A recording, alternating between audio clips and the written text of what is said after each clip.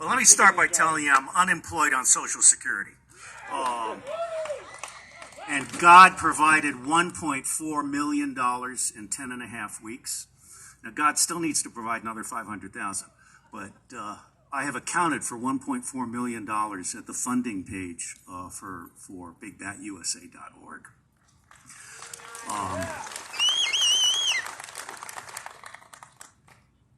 I used to be, well, I am a former spy. I created the Marine Corps Intelligence Agency, at the time our newest national intelligence agency. I'm a top nonfiction reviewer.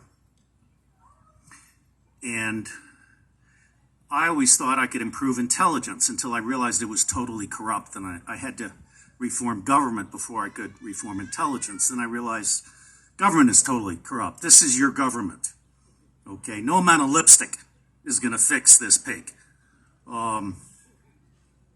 Today I'm going to talk about local, but let me just finish the preamble here. So then about 2008, I wrote a book called Election 2008, Lipstick on the Pig. And CIA created the artificial intelligence staff around me, even though I was a clandestine case officer, because I was very skilled at kicking IT people in the balls when they didn't understand the actual end user needs. And I realized from the minute they were invented that electronic voting machines were designed to elect someone before the first vote was cast. Sidney Powell is going to kick Dominion's ass.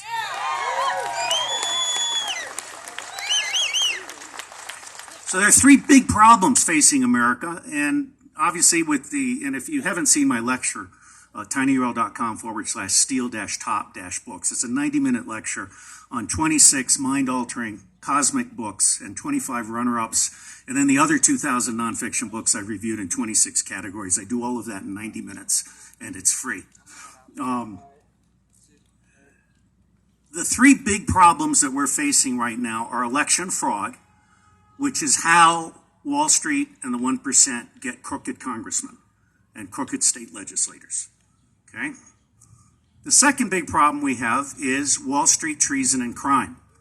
And they need a crooked Congress in order to get away with stealing $100 trillion from widows and orphans and pension funds, as they have with what's called naked short selling. Naked short selling is where I take a copy of my car title, make 1 million copies, and sell 1 million copies of those car titles and never deliver the car. You got to understand that Wall Street treason and crime happens because the U.S. government is a RICO organization. It is a criminal network at the highest levels. G. Robert Blakey wrote the RICO Act, and I've interviewed him. And obviously there are good people in every government agency, including particularly constitutional counties, which is why I'm so very proud to be here.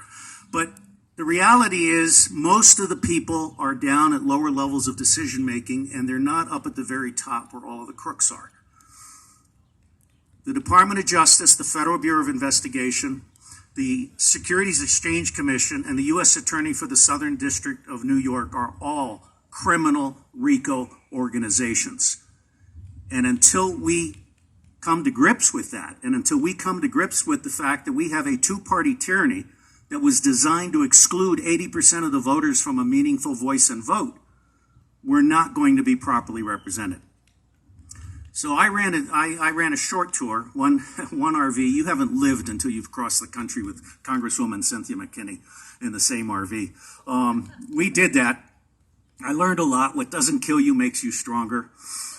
And I was sitting around thinking about the fraudulent election that we've all witnessed, and three people kind of came into my life: Sheriff Richard Mack, Juan O. Savin, and Trent Luce. Now, Sheriff Mack is on to what I think is the single most important idea since 1776, constitutional counties. The sheriffs are your friend. The sheriffs, the elected sheriffs, not appointed sheriffs, but elected sheriffs.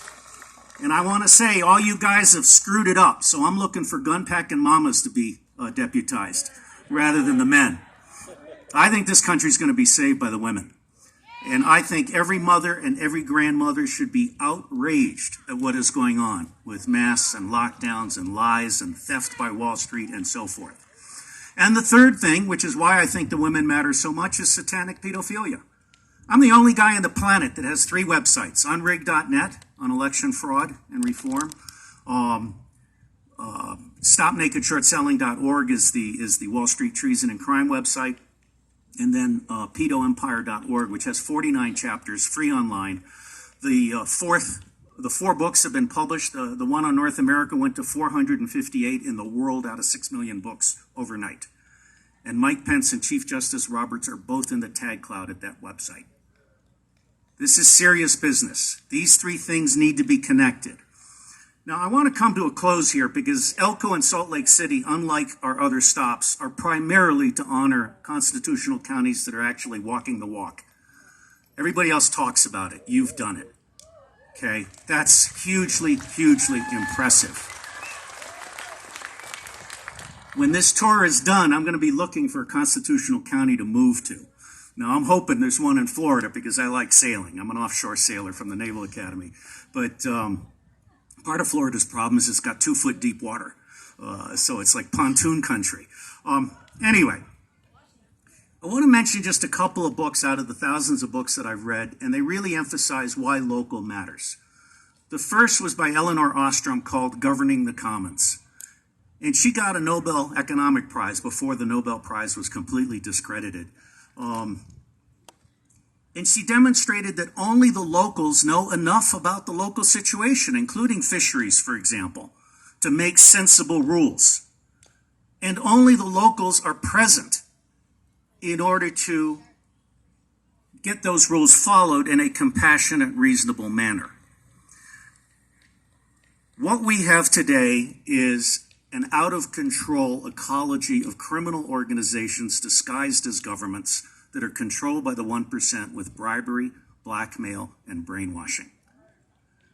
Now, the second book is by Nassim Nicholas Taleb. It's called Anti-Fragile. The only way you're going to survive Washington is to shut Washington out and to be a self-sustainable constitutional county with your own power, your own water, your own credit unions. North Dakota has done a really good job of giving the finger to Wall Street. North Dakota gets it. Farmers and cowboys and parents and teachers all need local credit unions. They should not be dealing with banks that are stealing their money and leveraging the reserve. So I think your start here as a constitutional county is extremely encouraging. I have done, I think, quite a bit to support CSPOA.